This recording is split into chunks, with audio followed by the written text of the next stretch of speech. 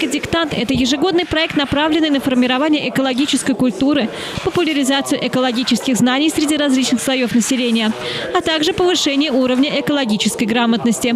Это мероприятие проходит в городах России в онлайн-формате на портале экодиктант.рус, а также на офлайн-площадках. Мероприятие проходит при информационной поддержке Российского экологического общества. В нем могут принять участие как жители всех регионов страны, так и лица, проживающие за рубежом. В этом году лицами проекта стали певец Олег Газманов, телеведущий Николай Дроздов, телеведущая Оксана Федорова и другие медийные личности. В столице Чувашии площадкой для проведения «Экодиктанта» стала Национальная библиотека Чувашской Республики. Участникам предстояло ответить на 25 вопросов. Всего 25 вопросов.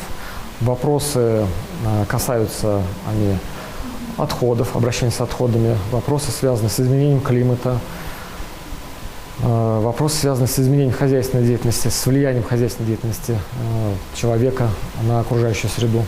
Таким образом, отвечая на вопросы и выполняя задания, можно открыть для себя что-то новое и интересное. Во-первых, узнаем природу, во-вторых, воздействие на природу, негативное воздействие, в-третьих, это призывает работать по охране окружающей среды. И в-четвертых, это проявление патриотизма.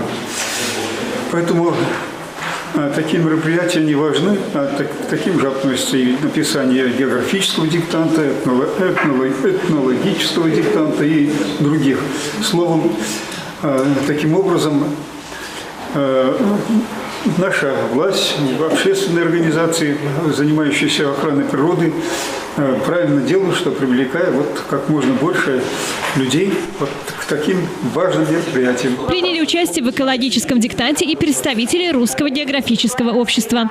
Сейчас многие просто сидят и листают ленту соцсетей. А между тем сейчас появилась отличная возможность поучаствовать в таком проекте, развиваться и совершенствоваться, отмечает председатель Чувашского республиканского отделения Русского географического общества Инна Никанорова.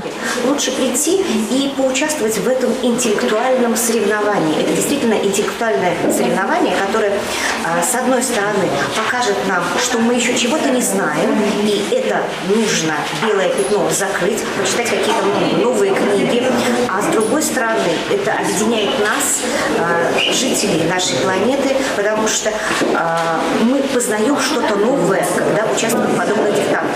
А как можно любить, не зная чего-то? Таким образом, проект «Экологический диктант» объединил всех – школьников, студентов, а также специалистов с профильным образованием.